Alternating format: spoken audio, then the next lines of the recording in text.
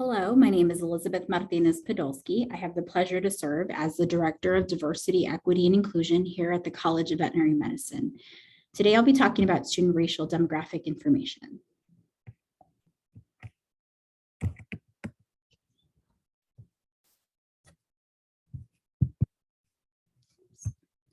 So I wanted to start the conversation with identifying the differences between race and ethnicity, since these are two terms that are often used interchangeably. The first one was constructed by early sociologists and anthropologists. And though race is socially constructed, the effects of racism are real. Ethnicity, unlike race, has to do with our shared genetic attributes. So some of you may be familiar with genetic DNA tests these days, which have become a lot more popular. These tell you a lot about your ancestors and in relation to migration patterns and ecology. So what foods did your ancestors eat? What parts of the world did they migrate to? What diseases might they have been predisposed to? So a little bit different than ethnicity, but still connected, very much so. Two other terms that are used interchangeably are equality versus equity. Here at the University of Minnesota, we acknowledge equal opportunity for all. And so I've listed our expansive list of policies in relation to equal opportunity. And so these are to hold us accountable to make sure that we are providing an experience where all people can participate, where all people can attend and get education, teach, and be a part of our mission. Equity, unlike equality, is not legally protected yet. So in some ways, equity is kind of like the goalpost. It's helping us understand how to move equality to a progressive form. Now, who haven't we considered as a protected class? Who else doesn't have a voice at this table? So equity, again, provides an opportunity for all to participate in their own way. Equal opportunity at Minnesota has to do with our policies on sexual misconduct and discrimination, and has a set of protected classes. So again, these are legally protected classes. It allows us to be just compliant, institutionally, but also federally. And so it holds us accountable to that. So our goal is to reach equity, which is the progressive form of equality and equal opportunity.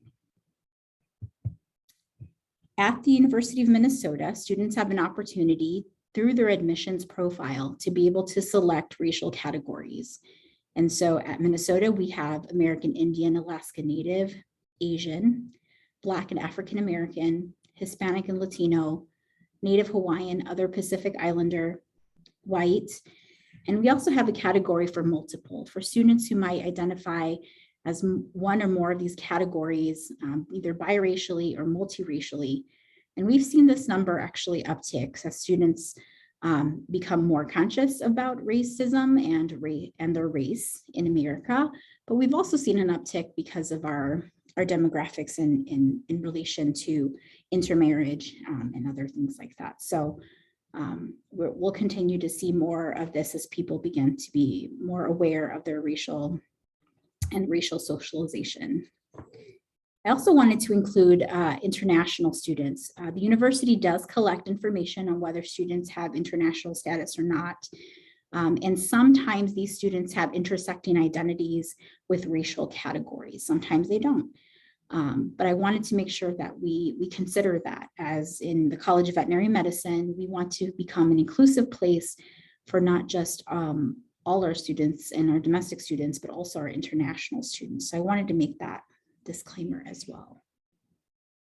So these categories are also connected, not just for an ability for us to identify these student populations. These are the terms that we use. They're not wholly indicative of all the many racial categories that exist, but it's a way to provide some continuity throughout the university to be able to identify certain student groups. And on the plus side, it might even provide us an opportunity to apply for funding to meet the needs of these certain populations. So just something to think about. Similarly, there are university cultural designations, and there are two ways that I've categorized this to kind of help you understand how this happens. One of the first is designed with the particular student populations in mind. So these are the institutions that say there's a need. Maybe there's an opportunity where students haven't had equitable access at other institutions, like predominantly white institutions.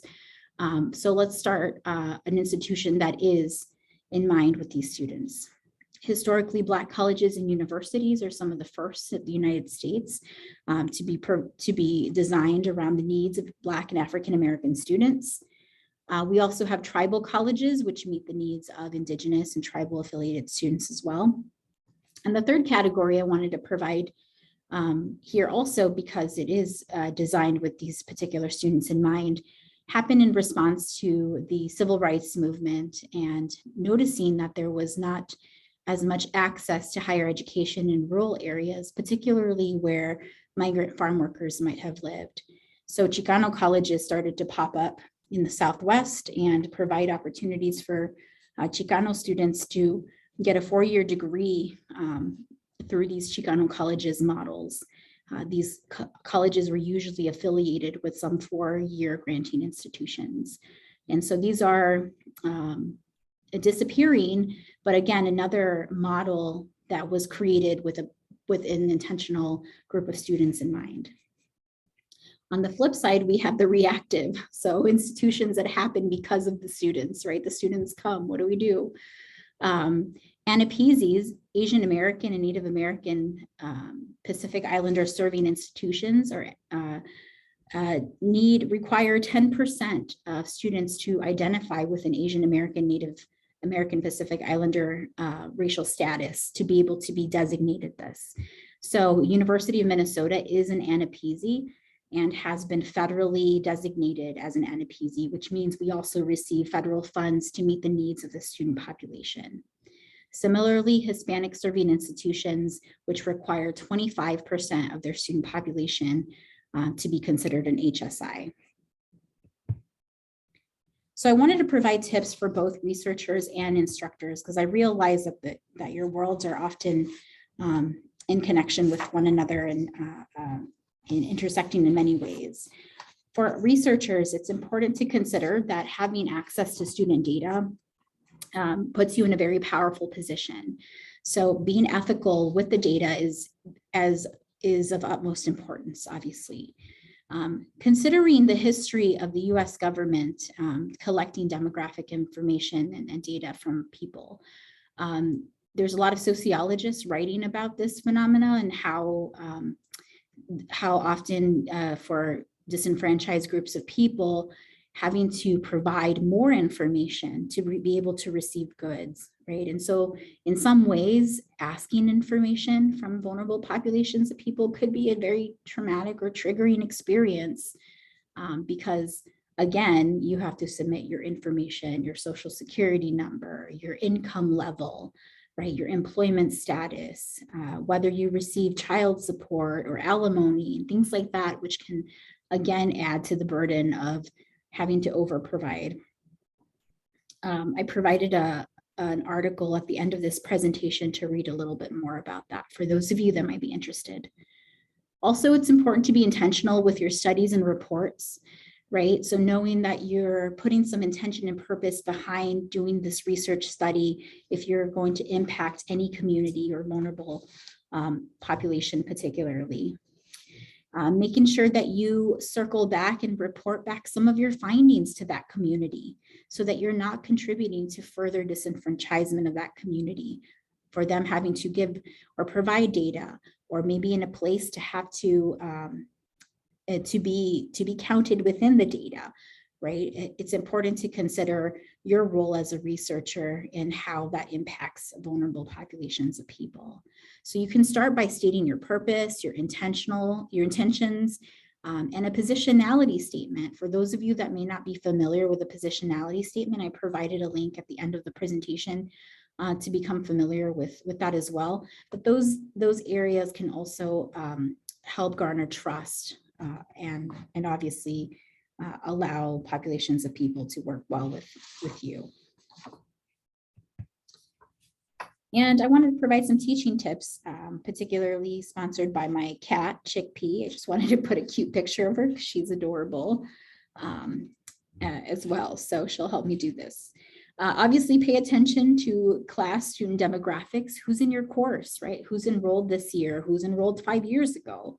So paying attention to who's coming through your doors. Letting students know who you are and providing a proper introduction. But also letting students tell you who they are, right? Maybe their names have changed since they applied to the university. Maybe their pronouns have changed or they're in the middle of transition, right? So it's important to consider those factors and to let students introduce themselves, learning how to pronounce names correctly, making sure you try to remember pronouns. And when you make a mistake, being able to apologize, right? So that you can commit yourself to do better. You want to use relevant examples in your teaching.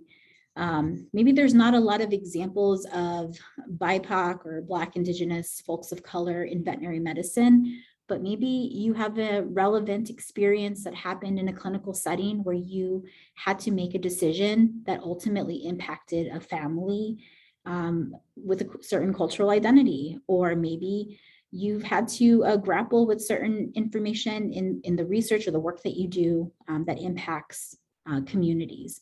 Using these examples allows students, particularly those that come from racialized categories and disenfranchised categories, really begin to see themselves as part of the picture, right? Not just as a future veterinarian, but someone who's also contributed to the growing body of knowledge, whether it's being in a study or learning about the work that you're doing, right? You want to commit to retention and promotion. So if you know you have BIPOC students, spend a little extra time explaining the opportunities. Yeah, I think even all our students would benefit from something like this, right? Making sure that you're not using as many acronyms. Maybe you're taking a little bit of time to help them see the bigger picture. Like if you apply for this opportunity, maybe you could consider a postdoc or a residency somewhere, or something like that, letting them see the big picture. Offer letters of recommendations to students who stand out. Nominate BIPOC students for awards. You'd be surprised how many students go overseen and not nominated for awards. And connecting students with student organizations that will help foster a sense of belonging. You also want to be open to vulnerability and proper apology. And what I mean by that is letting students know that you also have limitations to the things that you know, and that you're in a process of learning just as much as they are, right? And so that allows students to understand that you have limits to the abilities of the things that that you teach, but that you also are willing to be open and vulnerable to learn with them, alongside them, and that you can also provide proper apology when you make a mistake. Maybe a student calls you out, maybe you mispronounced a name. So important to get comfortable with proper apology, especially if it's warranted in the middle of class, right? So again, that could go a long way to helping your students understand that there's a human behind the instructor, right? There's somebody who cares about me, who wants me to be here, who sees me not just as a student number, but sees me as an integral part of that med. And I end this presentation with the list of resources and also a reminder that I welcome any continued conversation about anything I've shared. So I thank you for your time.